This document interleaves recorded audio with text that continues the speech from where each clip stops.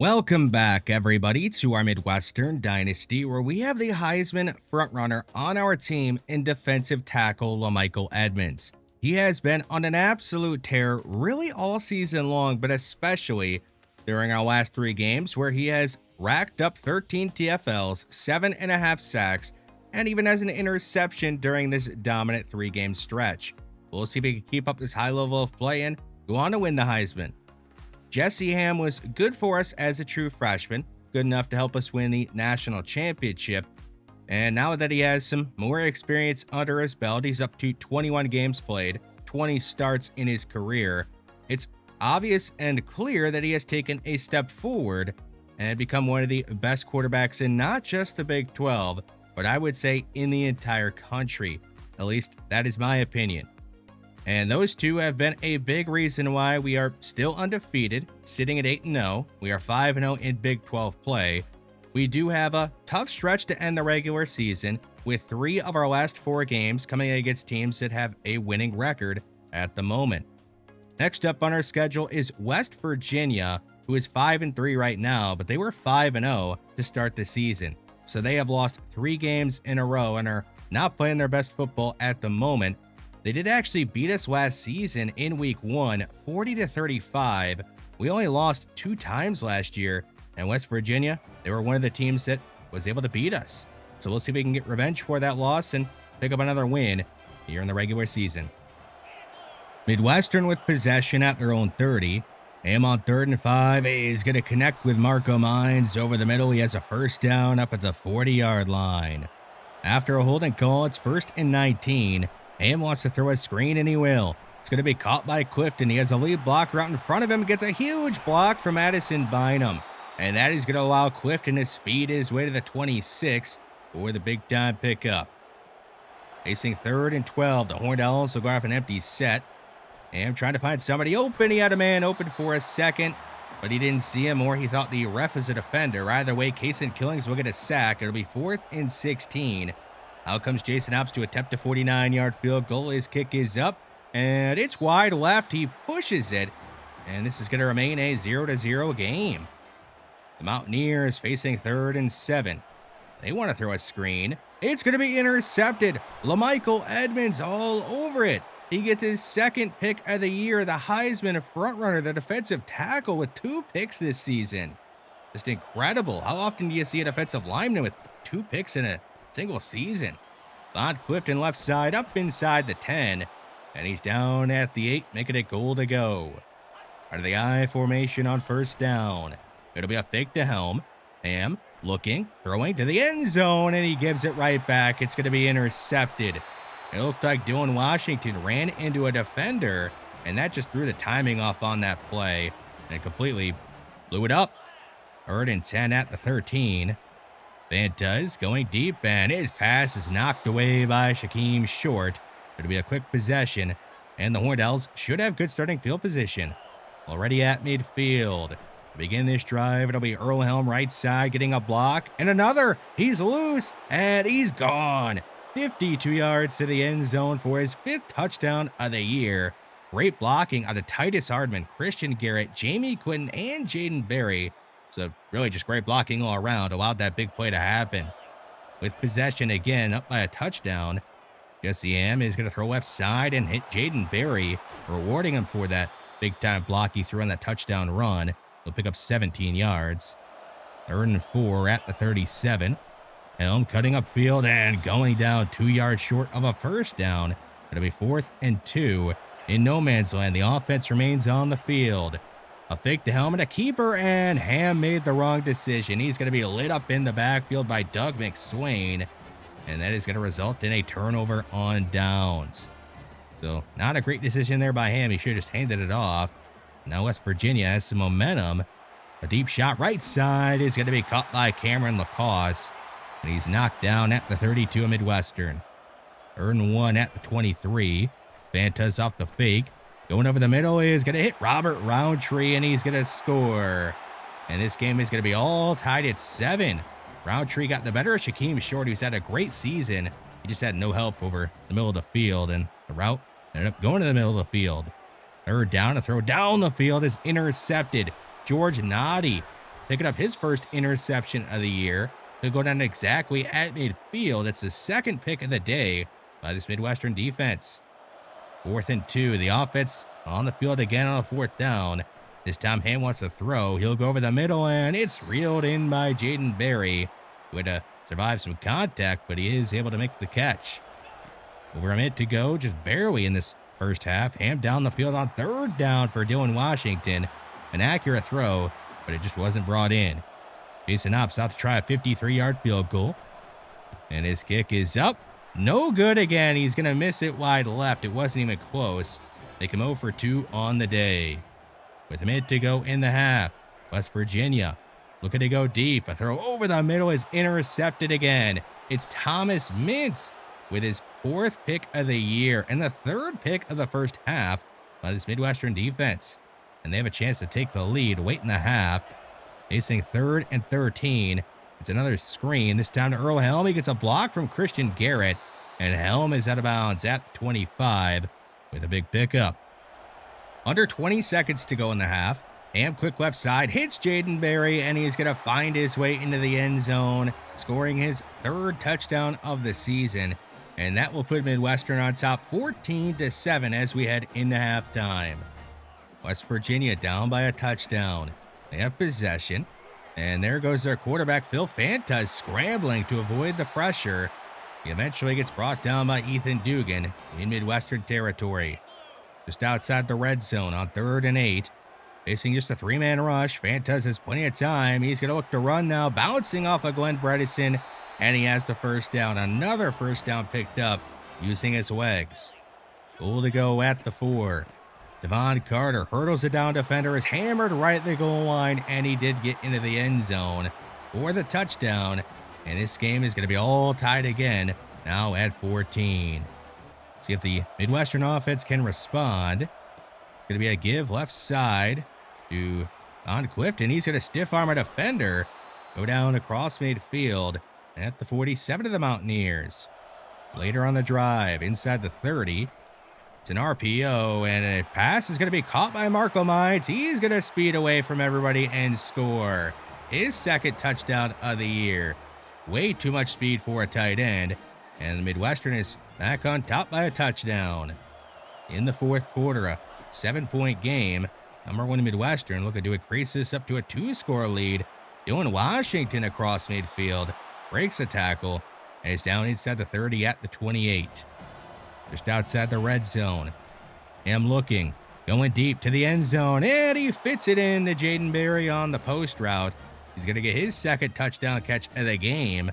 And Midwestern is on top by 2 scores. There's a 28-14 lead in the 4th quarter. See if West Virginia can answer and make it a 1-score game again. Devon Carter across midfield. So despite being down by 2 scores, West Virginia not afraid to run the ball. Here's their quarterback again, looking to run. Fantas with space inside the 20. He'll slide on down near the 10 at the 11. West Virginia trying to make a comeback late. Fantas under heavy pressure. It's a strip sack. Paul Dole and Santiago Martino are going to team up to get another takeaway. And the Horned Owls avoid giving up any points on that drive. With 5 minutes to go in the 4th, it's 3rd down near midfield. The Horned Owls are going to try a trick play. Clifton throwing down the field, and it's knocked away by Cortez Shelley, who is ready for the double pass, and the Horned Owls have to punt it away. Near midfield, West Virginia down by 2 scores, and needs a couple of big plays to go their way. Here is one of them. And just like that, they're going to be inside the 30 of Midwestern. At the 21 with 3 minutes to go in the 4th. Fantas all day back there, lobs it to the end zone. It's going to be intercepted again. Deontay Bland with his 6th pick of the season. And the Horned Owls have a chance to run this one out, but they were unable to. So West Virginia has another chance. And it's not going to matter. Shaquem Short joining in on the fun. Gets his 1st pick of the season. And that is going to do it. So Midwestern, they end up winning 28-14. And they will move to 9-0 in overall play, 6-0 in Big 12 play. We won the turnover battle 6-1. So if you could give the player of the game to an entire side of the ball, it would have to go to the defense. They end up going with Jesse Amu, had a good game through 3 touchdowns. Talk some more about this defense. Gave up a bunch of yards, 428, and first downs, so allowed 22 of those, but we only gave up 14 points, thanks to getting 6 takeaways. We had 5 interceptions and forced 1 fumble. Thomas Fitz and Ethan Dugan, they teamed up to get 31 tackles in this game. And we also had some other guys that made some big splash plays. Can't forget about the Heisman frontrunner, who didn't have any sacks in this game, but he picked a pass off as a defensive tackle. The offense put up 493 total yards, 292 passing, 201 rushing. Earlham and Von Clifton both had over 100 yards on the ground. Got some great plays out of Jaden Berry. Key blocks, made some tough physical catches and big plays, scored 2 touchdowns. Thomas Fitz ended up earning Big 12 Defensive Player of the Week honors. He had 16 total tackles, 3 TFLs, and a pick. He had a great game and definitely earned the award, but you really could give it to our entire defense that played an insane game, picking up 5 picks and also recovering a fumble. Thomas Fitz is quietly having another great season. He has been overshadowed by LaMichael Edmonds, who's in the Heisman race, and Deontay Bland, who just seems to get a pick every single game. But we can't forget about Thomas Fitz. Jaden Berry, he has been impressive in back-to-back games. In our last 2 games, he has 9 receptions, 173 yards, and 3 touchdowns. He's been a great blocker. He's made some clutch plays on 4th down, and right now he is our wide receiver 3, and he's doing all that behind Devin Gentry and Dylan Washington. Those guys are both seniors. Next year, Jaden Berry will have to be wide receiver 1, but for now, he's a great wide receiver 3. As of now, we are 9-0, 6-0 in Big 12 play.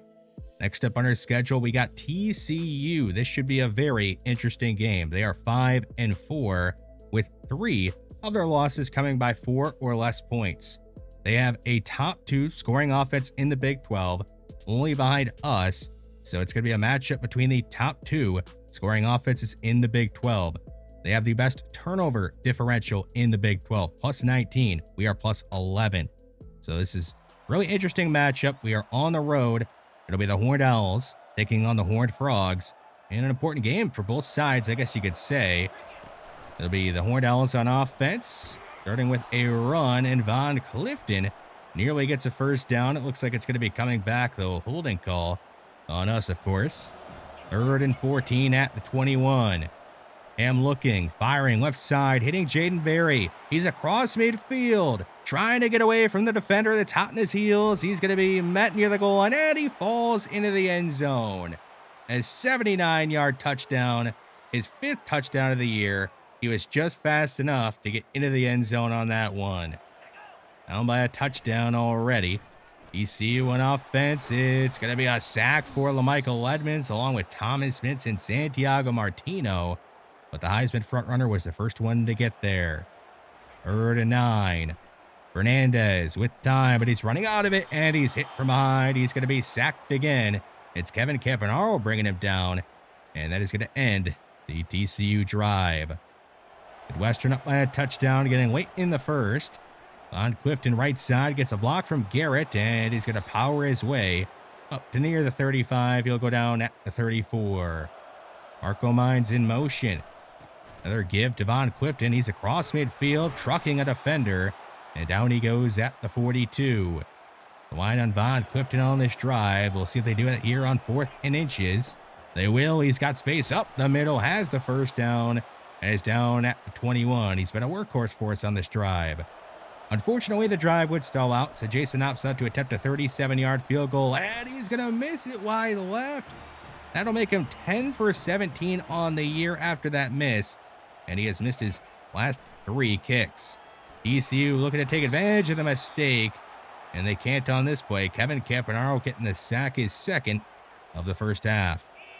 On 2nd and 16, Fernandez feeling the pressure, and he can't get the throw off in time. Another sack for LaMichael Edmonds.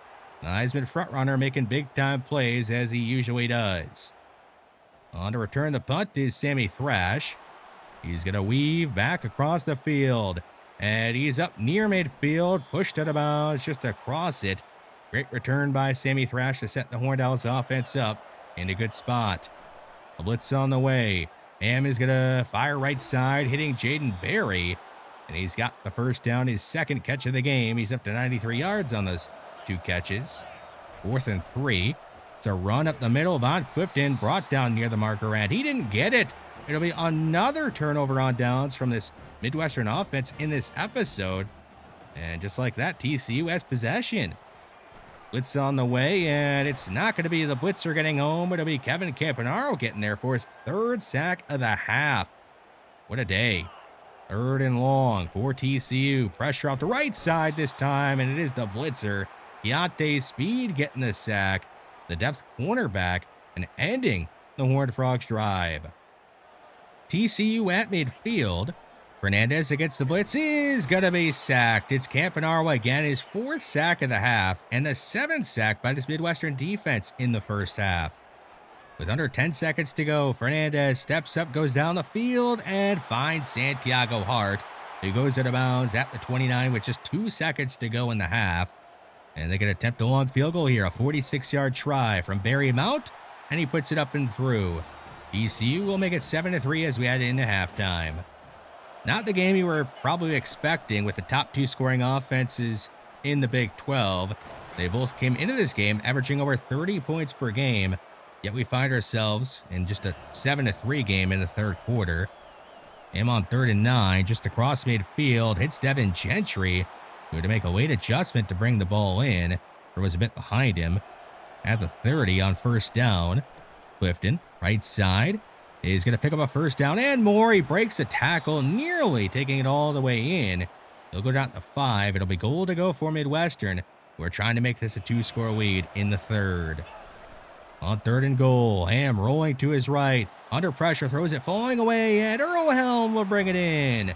That is Jesse Ham's 25th passing touchdown of the season. What a play by Earl Helm to bring that one in. And that puts the Horned Owls up 14-3 in the 3rd. ECU still hasn't scored a touchdown today. Maybe this will be the drive for them. Throw down the field is going to be caught by Ramon Patino on the comeback route. After the big play up at the 45, they'll keep the ball on the ground this time, and there goes Niles Jefferson to the 41 of Midwestern. Make it back-to-back big plays for TCU. Now at the 28, Fernandez underneath is going to hit Kevin Davis, and he picks up 10 yards on the catch. 1st and goal at the 1. TCU is going to try a play-action pass, and it works. Scott Bannon making the catch in the back of the end zone. And the Horned Frogs will make this a 1-score game again in the 3rd quarter. And they are, looks like, going to wind up to go for 2. They want this to be a 3-point game. Fernandez on the quarterback draw is not going to get in. Davion Career along with Thomas Smits will bring him down, and the 2-point try fails. So it is 14-9 getting late in the 3rd quarter. Earl Helm left side is going to pick up a 1st down and a whole lot more. He'll eventually be shoved out of bounds inside the 30 at the 28. On 2nd down, Swift in the back. It'll be a fake to him. Ham to the end zone, and he gets it into that tight window where Devin Gentry is able to make the catch, scoring his 8th touchdown of the year.